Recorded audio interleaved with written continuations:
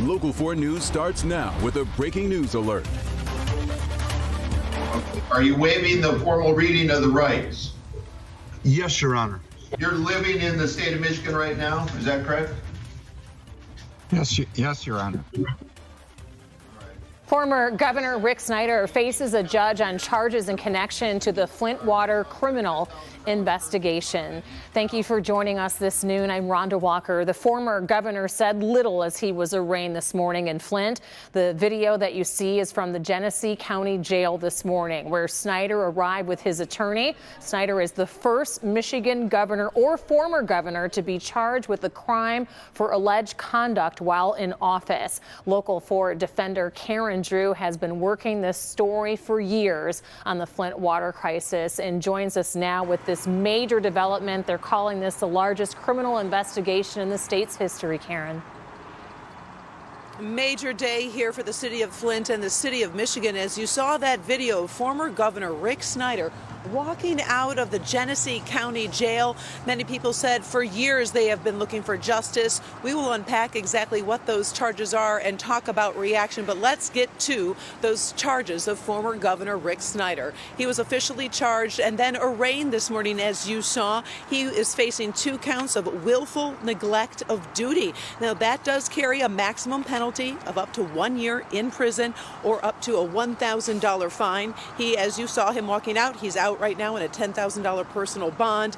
Meantime, let's take a quick listen on what they were talking about in terms of the evidence that was gathered and why they felt this case is so strong.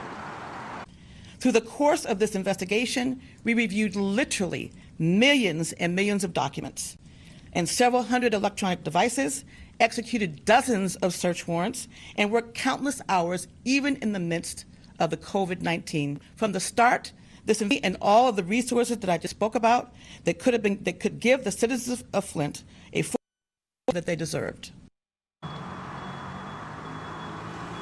Now, let's get to what the governor's people are saying. They are telling us, his attorney, the 2 misdemeanor charges filed today against former Governor Rick Snyder are wholly without merit, and this entire situation is puzzling. He went on to say these unjustified allegations do nothing to resolve a painful chapter in the history of our state. Today's actions merely perpetuate an outrageous political persecution. Now, of course, Governor Snyder was not the only one in court today. Many people were brought in front of the judge. Nick Lyon, you may recognize him. He is the former state health official. He's facing 9 counts of manslaughter. Just a few moments ago, he was walking outside of the jail. We caught up with him, obviously not really interested in talking to us on camera. And I have to tell you, Rhonda, the list of people here is long. The press conference is still going on. We're talking about felonies. We're talking about obstruction of justice. We're talking about perjury. Some sentences going up to 20 years in prison. There's a lot to unpack here. We're going to be working here, getting reaction. We have talked to a few of the defendant's attorneys. They keep saying this is all political. There is not enough evidence. Meantime, I can tell you some of the sources I'm talking to are telling me these search warrants that were used to obtain some of this electronic information from laptops, from phones, from emails, they're incriminating. And the prosecutor believes that they have very strong evidence in this case. And also, this is beyond the defendants. This is about the people here of Flint, the people that had to lose loved ones from Legionnaire's disease, children that were born with health defects that are still dealing with rashes. Hank Winchester right now is talking with some of those families that have been dealing with this for years. We will be sharing some of their stories of their reaction to these charges today. Is it enough? Does more need to be done? Wondering questions. What about MDEQ? We didn't hear a lot about people being charged there. What about the finance department? Still much to investigate. We've got team coverage. We're spending the entire day here. We'll bring you full coverage when you join us for Local 4 News at 4, 5, and 6. Until then, reporting live outside of the Genesee County Jail, I'm Karen Drew, Local 4 Defenders. A long time coming for justice for the families that you laid out in the city of Flint that have been impacted by this for years and for years to come. Karen, thank you. We look forward to your coverage later today. And as Karen mentioned, our coverage of the Flint water criminal investigation will be thorough, and you will find it throughout the day here on Local 4. Consumer investigator Hank Winchester is there in Flint as well, talking to the residents about their reaction to today's charges. And coming up on First at 4 and Local 4 News at 5 and 6, we will have complete coverage from Flint. Remember, clickondetroit.com is the place to go as well for any late-breaking developments throughout the day. Meanwhile, let's get to the very latest on President Trump. He has been impeached for a historic second time, something this country has never seen before. Tracy Potts is on Capitol Hill this afternoon, where there is a huge military presence as the city prepares for the inauguration of President-elect Joe Biden next week and the next phase of impeachment. As Washington goes on lockdown for next week, the Senate's trying to figure out when this trial might happen. The House has impeached the president, but it's up to the Senate to decide if he's guilty. President Trump is waking up as the first and only president to ever be impeached twice. Today, in a bipartisan way, the House demonstrated that no one is above the law, not even the President of the United States. House Speaker Nancy Pelosi made it official after 10 Republicans joined every Democrat condemning the president for inciting last week's riot at the Capitol. I am not choosing a side, I'm choosing truth. If inciting a deadly insurrection is not enough to get a president impeached, then what is? Most Republicans argued this impeachment was not just about last week, but the end of a 4-year vendetta by Democrats. It's always been about getting the president, no matter what. But one of the president's staunchest supporters who voted no blamed him for the attack. The president bears responsibility for Wednesday's attack on Congress by mob rioters. In a videotaped speech with no media present, the president never mentioned impeachment, but urged extremists headed to Washington to remain peaceful. There must be no violence, no law breaking, and no vandalism of any kind.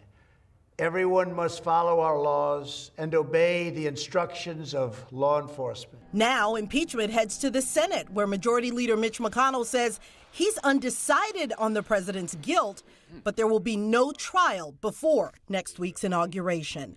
President-elect Biden says he hopes the Senate can do both, do double duty, that they can hold the impeachment trial while they're dealing with other urgent business, including confirming his cabinet.